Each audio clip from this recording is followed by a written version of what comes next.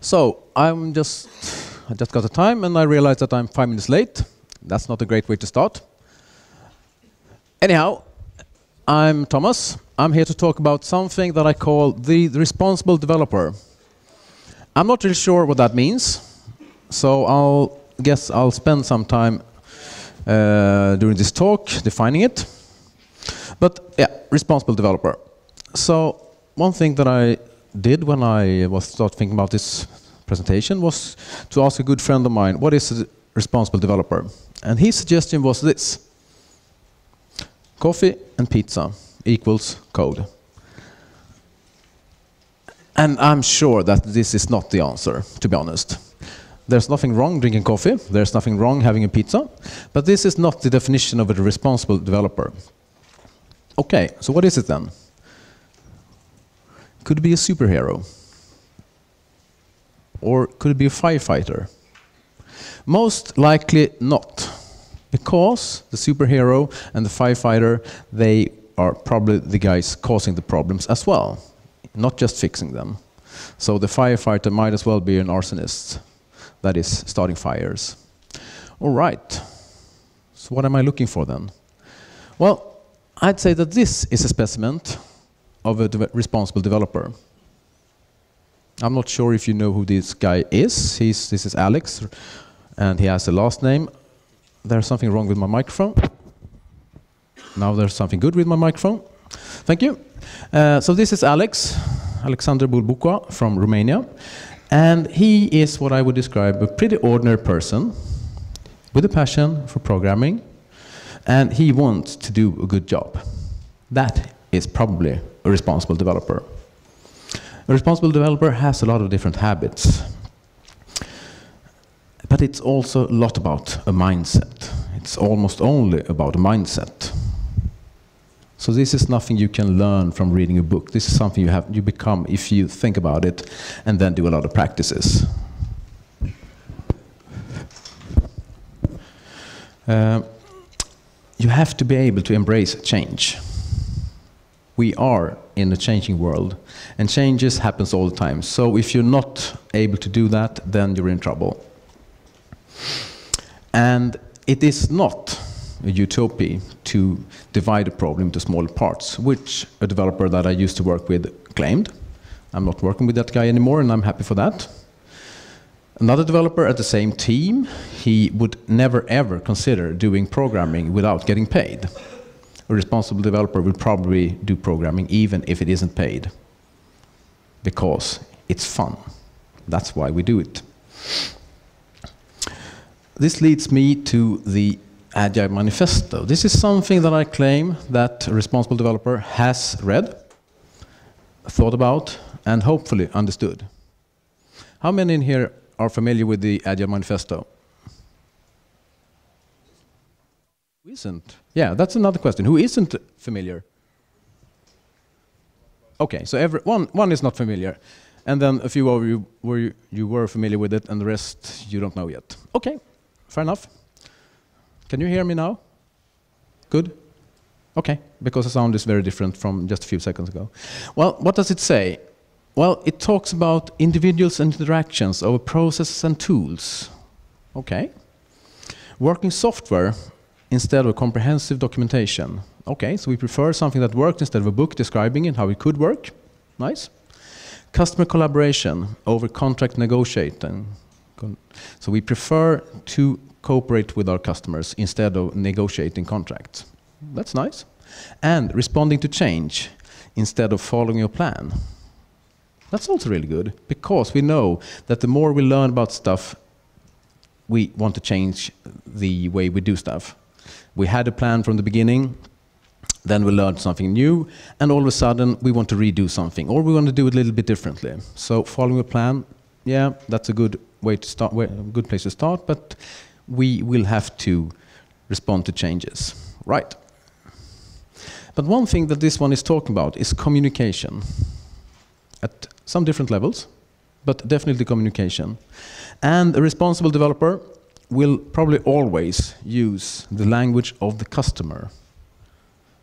Your regular customer, they don't know anything about hash tables, strings, sets. Maybe they do know something about sets because they probably have studied some mathematics. But they don't really care about those things. They're interested in some kind of business problem, business process or something. So we need to use the language of the customer when we communicate with them. And that's something, as a responsible developer, you will do your utmost.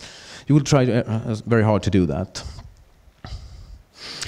Behind the Agile Manifesto, there are 12 different principles. And 2 of them are my definite favorites.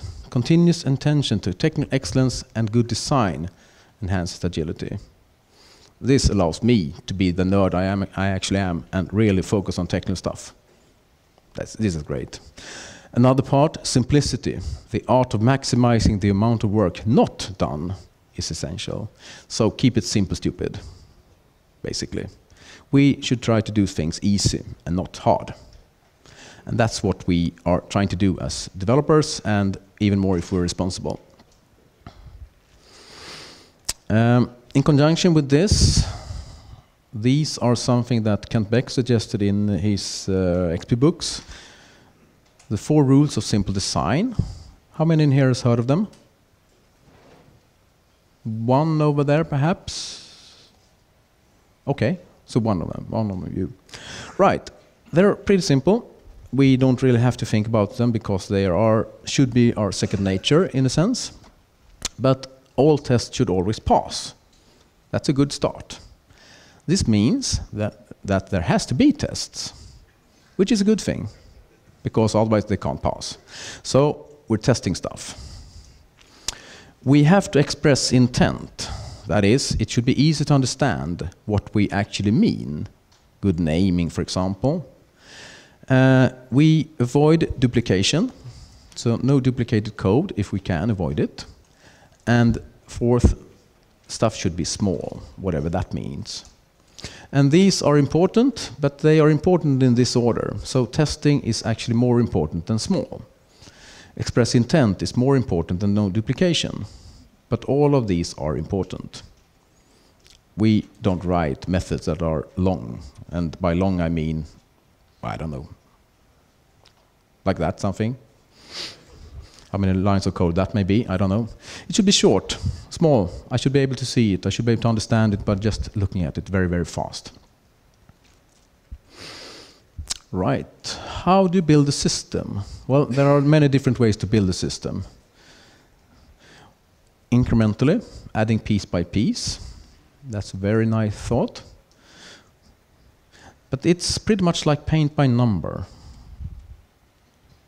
And we can build a system if we have this plan. But who came up with the plan? Someone has to do that. So, incremental, maybe not. If we're thinking about Mona Lisa, then we might have this idea. We might try to implement the picture like this. So we make one piece perfect, then we add another piece, and it's perfect. And finally, a 3rd piece, and it's also perfect. Has anyone ever tried this? Did it work? I think I have tried it. It didn't work. So try the iterative approach instead. Build something and evaluate it. Build something more and evaluate it. Change and evaluate. And repeat until done. Something like that. So small steps and think about what you did. Perhaps like this, a woman in a pastoral setting. Pastoral. Pastoral. My English is not that good, so I don't really know what that word means, but a nice woman on a picture. Could be done like this. And this is probably the way artists has been doing their paintings all time. They start out with a sketch. They enhance it. They enhance it even more. And all of a sudden, it's perfect. This is the way you would like to build a system. So you divide stuff, and then you conquer them. If you want, perhaps a little bit like Unix, where you have a lot of different programs that solves one problem, small problem in a sense, and then you combine them. not very far from the microservices Sander was talking about. This one. List those files, and then it counts a number of them. So this one will tell you how many files are there in a directory. 2 different Unix commands combined. Very, very easy. So divide stuff into small tasks and then do something with them. And small tasks will end up in small solutions. Small solutions are good because we can understand them. That's good. And that is perhaps a better way to future-proof a system. Unix has been around for a very long time. This is a graph that tells us how long time, or rather when Unix started out and how it has evolved since. I don't expect anyone to be able to read that. How many in here were born before 1969? Okay, so it's only me. Oh, and 2, 3. So there are 3 of us who has been around before Unix, because Unix showed up 1969. I'm not sure that's a good thing, but it has been around for a long time, and we still use it. Isn't that good? It's still good enough. There are different ways to do stuff, but Unix is really good. So how do we build a system? Again. Well, if you can, try to build a walking skeleton. Start out small, enhance it wherever you need. But this is not the perfect solution. This is a good enough solution. It's fairly complicated. I think, if I remember correctly, that there are some 216 bones in the human body, and they are all connected in some sense. I may be wrong on the numbers, but we have a lot of bones. So it's actually quite complicated, but we can do it a lot more complicated. But if we only need some of it, we only need a perfect arm, then we can fix the arm, not the legs, if we don't need the legs. If I can, I prefer to build any system using vertical slices. What do I mean by that? Well, we have some kind of users. They want some kind of service done.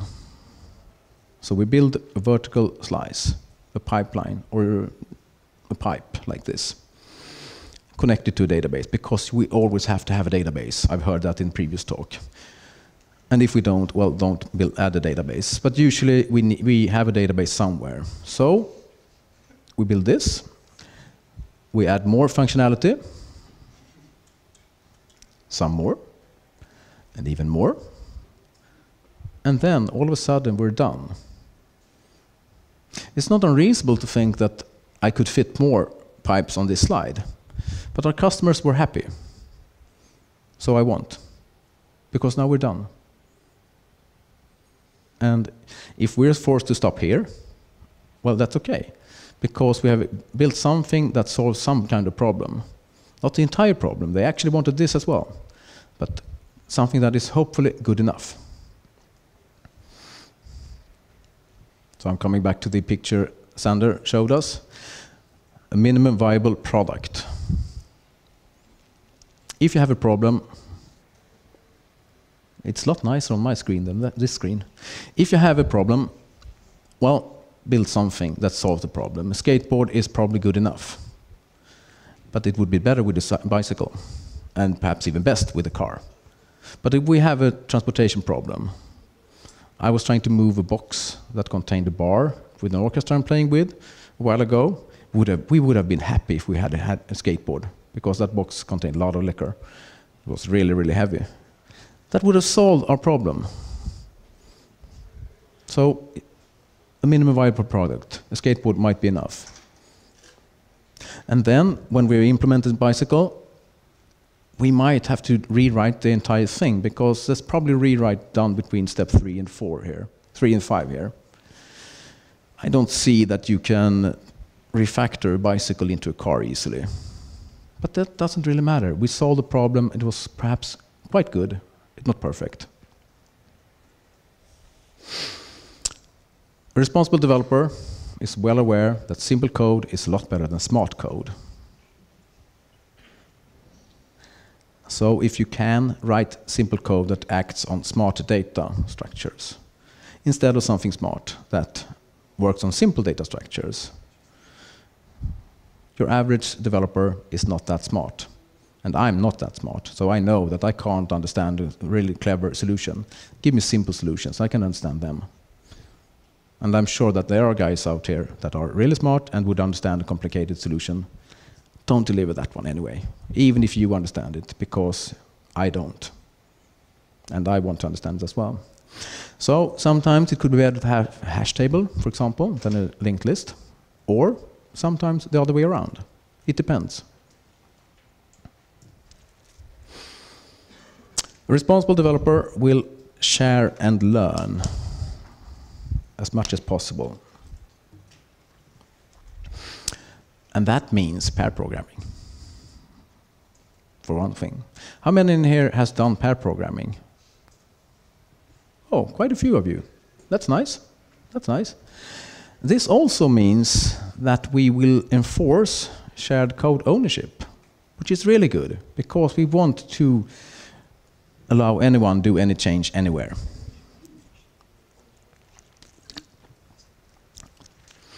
More on sharing and learning. If you can, try to mentor other developers. If they allow you to do it, of course. Don't force yourself onto them. But the good thing with this is that you must understand whatever you try to talk about before you can teach it or explain it.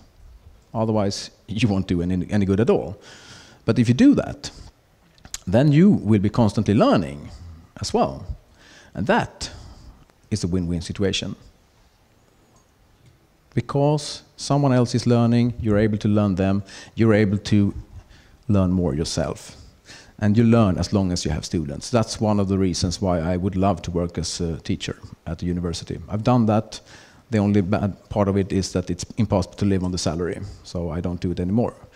But being a teacher at the university was actually the best job I've ever had, because it's so fun to teach. Responsible developer, he or she wants to know that it works. How do we know that? Well, we're constantly testing in many different ways, but we're constantly testing. This means that we have to write code that tests code, because it doesn't scale otherwise. I remember a situation, that's a long time ago, when a friend of mine was almost upset because he noticed that I wrote code that tested other code. This was before I've ever heard about unit testing or anything like that. But I thought it was a nice idea, and I was able to test that I didn't break anything. So I wrote test that tests code. Or I wrote code that tests code. Fun, and it scales. But if you do this, so you write the test first, then we're very close to TDD. And I'm a fan of TDD. I love it. I used to have a main method in all my classes, so I could test methods. Now I don't. If I do a spike, if I do anything, I'll start out with a test. Because it suits me very well. I don't have to have a main that I have to call from somewhere to test and then evaluate the result by examining it, by looking at it. So for me, test-driven development is actually the best thing that has ever happened. It's very important that tests are very clean. So they must be the cleanest. If you can understand them, then it means that you can actually understand what the production code should be doing. If you can't understand the tests, well, then you're more or less screwed, actually. So they must be really clean and easy to understand. And this is a quote that I've stolen from Oslak Helsøy, who has written Cucumber. Has anyone heard about the tool called Cucumber? 1, 2, okay. It's a BDD framework. And this is something he wrote on the mailing list in October, 3 years ago. Clarity always trumps dry. In a test, he said that. Looking back at the 4 simple rules of design, clarity always trumps. Clarity is most important things. So the test must be clean. It's okay to have duplication if it's easy to understand. I prefer that instead of having something that I can't understand. If we test our systems like this, we will end up with the automated acceptance criteria. That's good, because then we can run the test and we can see that we didn't break anything with the change we just did. We may or may not know that the system works, but we didn't break anything. It didn't just compile, it actually passed the tests as well. And that's something we love as responsible developers. To do this, we have to work outside in. And I know that this is not the traditional way that test-driven development has been taught. It is being taught like this, depending on who you're talking to. But this is the way you have to do it. Otherwise, you will end up with a lot of details, and you're not really sure where you will end up. And you will test a lot of implementation details if you don't start from the outside. So this will force us to focus on the high level and don't get lost. We will get lost among the details later, but let's not start there. Let's try to focus on the high level first. This is one way to express a test. This is actually executable. And if you're interested, I can show you that, but not at this talk. This can be translated into code, and we can actually run this and verify that it works. This is a language called Gherkin, and it's a language used by Cucumber, JBehave, some other languages as well. But if we do it like this, we're always able to keep an eye on the overall picture. We shouldn't be lost among the details too much. Another thing that we are really passionate about and has to think about is clean code. Code is written once, but it is read and maintained during a long, long time. So if we can't read and understand it, then we have a problem. So it's really worth the time to spend a few extra minutes writing code so it's easy to understand. Code could look like this. This is a really simple method. 2 lines of code. We have 2 accounts involved and some float, n. Okay. We seem to be moving something. We're adding in one account and reducing from the other account. How hard would it be to write this so it's readable? Well, not hard at all. This is easy. We're transferring funds. We still have 2 accounts, a payee and a payer. We have some kind of amount. And then the payee will get money. We credit here, the payee. And the payer will pay something. This is easy to understand. You don't have to think about this one. And this is the way code should be written. And if you want to read more about this, then I suggest that you look up a guy in the UK called Jason Gorman, who has written a series of blog posts on the subject. If I understand correctly, they are introducing some kind of program in the schools in the United Kingdom, and he's really worried because the teachers are not necessarily prepared for teaching kids how to program at the moment. They might actually try to learn the kids do it like this, and he's really worried about that. And I can understand him. So the best kind of code clearly tells the story of what the code does. That's what we want. So if you're interested, look up Jason. And readability, well, it simplifies maintenance. Very, very easy to understand, but obviously very hard to understand for a lot of developers because we see a lot of crappy code. And probably because they don't care or they're not trying to be responsible. I don't know if you're familiar with Robert C. Martin, but he wrote a book called Clean Code a couple of years ago. He introducing something that he calls the Boy Scout rule there. And he says that always leave the code in a better shape than you found it. I'm not really sure how much you should change, but if you always improve the code a little bit, just by changing a name on a variable, for example, then you will end up with something that is better than it used to be. So this is actually a really, really simple rule, and something you can do tomorrow. Oh, it's Saturday tomorrow. Monday. Do it on Monday. Cleaning means refactoring. What does refactoring mean then? Well, it doesn't mean improving the code. It really doesn't. It means improving the code while maintaining the functionality, which is very, very different and very, very important. And you don't want to do refactoring if you don't have good test coverage, so testing is essential. But if we can do it like this, then we never ever have a need for large rewrite anymore. We can do everything in small increments and do it using refactoring. So we can rewrite in small steps while maintaining functionality. Actually, we can. A responsible developer will always try to deliver value for the customer. This means that we have to deploy very often, because otherwise we cannot deliver any value, because no one will ever benefit from something that isn't in production. If we write code that it stays on our computer, no one can ever use it. So we have to deploy often. Deploying is the only way to deliver value.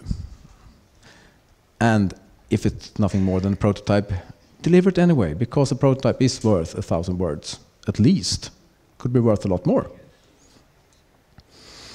This means building a system, hopefully after each commit. And this leads me to continuous integration. How many in here are doing continuous integration? Okay, like half of you. That's good. And the rest of you, why don't you?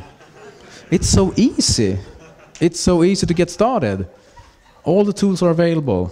You have a version control system, I hope. And then just do it.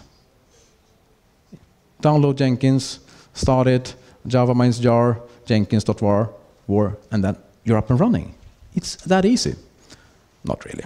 There is a little bit more to it, but it's not hard. If you do continuous integration, it's very, very important to keep the build green. Otherwise, we don't know what's broken. So the build should always pass. And if it breaks, fix it immediately. And I really mean immediately. Stop everything else. Fix it now. Otherwise, you might end up like this. This is a building. I think it's in St. Petersburg. I'm not really sure. It is a building. All the windows are broken. This will take a long time to fix. But if they had fixed the first window when it was broken, then it wouldn't have been a problem. This is almost impossible to fix, or it's at least tiresome and expensive. And if you do use continuous integration, commit and run is highly illegal. I'm not sure about the penalties here in Ukraine. The penalties on my teams is that I'm getting very upset and start yelling at people. Don't do a commit and run. Commit, wait until the build is done, then go home. If you're in a rush, don't commit now, commit tomorrow. And what should we build then? Well, we used to build jar files or war files. They are not always deployable. So we should strive for building deployable artifacts. That could mean an RPM package. That could mean a war file. That could be something that we can deploy. But if we build stuff that we can't deploy, then we can't really use it. So deployable artifacts, very, very important. And therefore, always keep the code in a deployable state. And how can you do that if you have a lot of changes? Well, if you have stuff that you have built that you don't want to share, hide them behind feature switches then. It's not hard. Disable it in the user interface. An idiot could do that. And I don't think that we have any idiot here. So you can definitely do it. Deploying often. Yeah. When should you deploy then? Well, 5 o'clock Friday afternoon? No. Sorry, after commit. That's a good suggestion. It's not always possible in all organizations, but if you can, absolutely. Deploy after each commit. And there are companies doing that. There are more companies not doing that, so yeah. But you should never do it before you go home. Never, because you might be forced to stay the night. Before lunch is quite good time. Then you have the afternoon to fix any problems. Early in the week, what about Monday? Monday morning? Why shouldn't you be able to do that? Tuesday? Tuesday is also a good day. Friday at 5 o'clock? No. If you deploy often, this means that you're forced to deploy small things. That's good. Because it's really scary to deploy large things. A lot of things can be broken then. But if you deploy small things, then it's just a small thing that can be broken. That's not entirely true, but hopefully. And the thing is that it's scary. And I can only talk for myself, but I'm not a hero, and I'm not even brave. I like playing it safe. I don't like having customer yelling at me because I broke something. So I'll try to play it safe whenever I can. All right, so how should we deploy then? Well, that's a hard question to answer. Not really hard, but it's a hard question, it's a hard thing to implement. It should be automated. And now we're talking about stuff that is very, very dependent on the environment you're working in.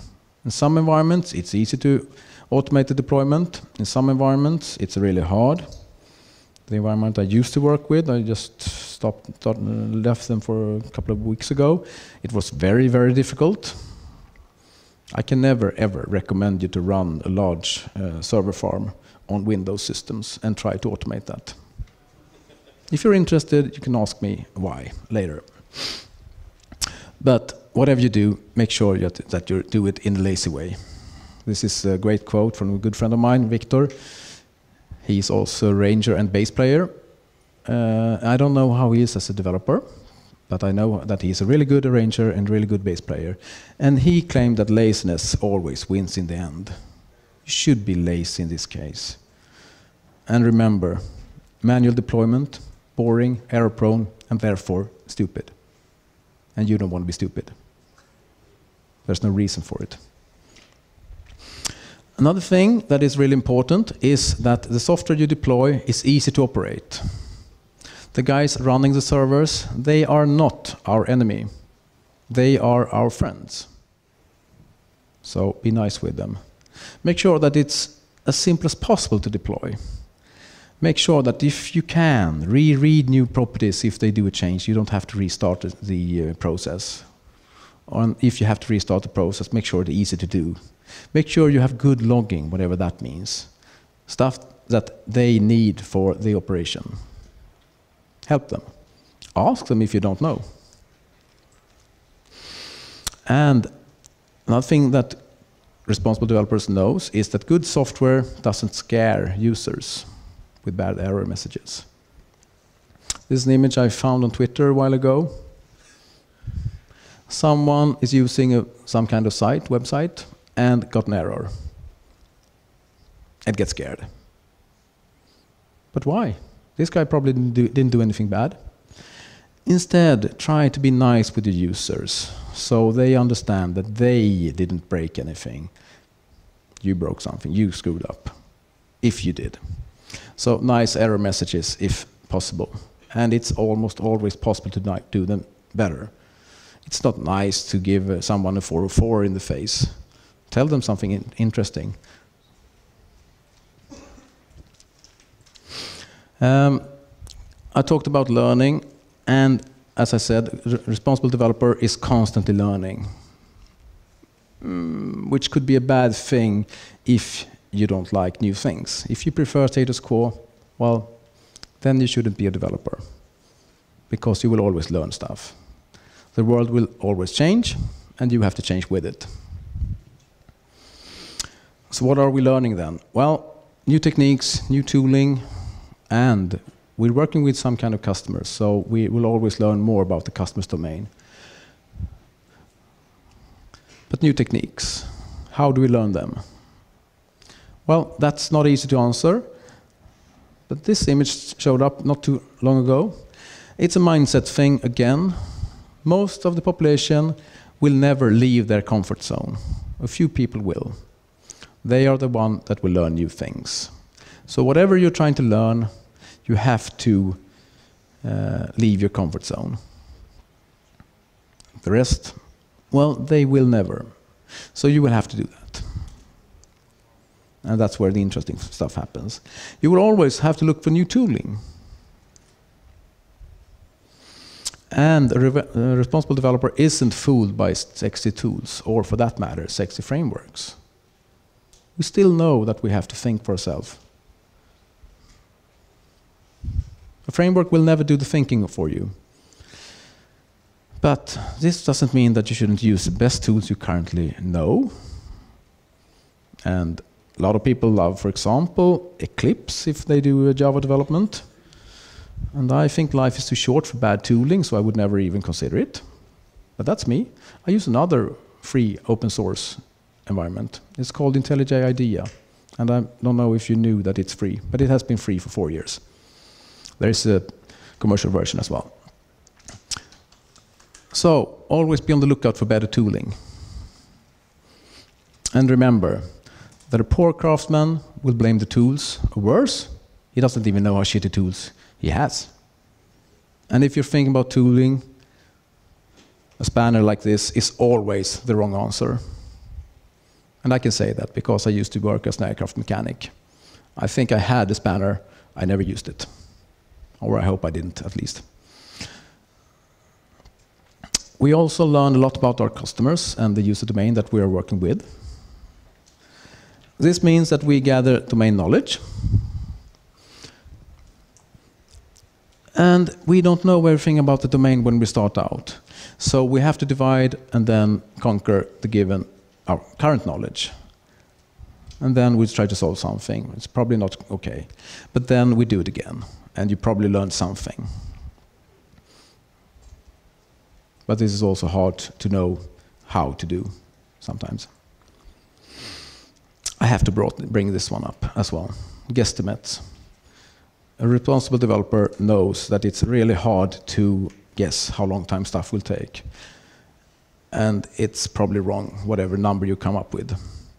So you underestimate your own abilities and underestimate the complexity, of course, and overestimate yourself. Well, that's reasonable. You're probably quite good, but not that good. At least I know that I ain't. Could be like this. We don't really know. So the correct answer when someone is asking you for an estimate is, it's either done or you actually don't know. Please package it in a nicer way. But this is probably true. You're not really sure, because whatever you've done hasn't been done before. And remember, being responsible doesn't mean doing as you're told. That's obedience. Being responsible, that means doing what we know is right. And again, package it so the boss doesn't get too upset. And but it's very important that we try to keep a sustainable pace. These girls, they ran the 100 meters race at the the Olympics in London, 2012. I don't think that they would have been able to run that fast, 200 meters. I don't know the time, but I guess it was close to 10 seconds something. You can't do that for a long time. So you have to plan for something else. You have to plan for marathon. That is a steady pace, steadily adding value, and being able to do it for a very, very long time. And this brings me to the Manifesto for Software Craftsmanship. How many engineers have heard of it? One. Oh, okay. So I'm bringing something new then. It is, well, software craftsmanship. It's about trying to be better software developers in a sense. So it's not enough with the Agile Manifesto. It's not enough with working software. We also want well-crafted software. It's not enough only responding to change. We want steadily adding value. And not only individuals' interactions, but the community of professionals that actually works together. And not only customer collaboration, but also productive partnership. It's a lot better to have a partner than to have a customer. Silver bullets? Anyone? No, we don't have any silver bullets. We still have to do our thinking ourselves. We still have to do the work. So there are no silver bullets. You can't download a perfect framework and hope that everything is done, because it isn't. So I'm going to leave you with a few action points that I want you to try out. I want you to attend the Global Day of Code Retreat, but that has already been, so you can't. But there will probably be one next year. And I know for a fact that there were 2 of them being arranged here in Kiev. I arranged one in Stockholm. And if you want, you're welcome next year. On Monday, try TDD. Or, if you can't do it at work, try it in the evening when you do something else. Try pair programming. If you're not allowed to do that at work, well, I hope that you have a good friend that you can do it with. And try it out and see how fun it is. If you can, and that's very easy, get a GitHub account and share some pet project there. That's a way to get feedback on your code if you want. That's a way to get employers to find you. If they ask you at an interview, can you write code? Yes, I can write code. Here it is. Do you like it? I don't know. But you can share it easy. And remember, XP, extreme programming, lives. I'm Thomas. I've been talking about what I think is a responsible developer. I have 2 minutes left, and if anyone has any questions, please ask them. No questions?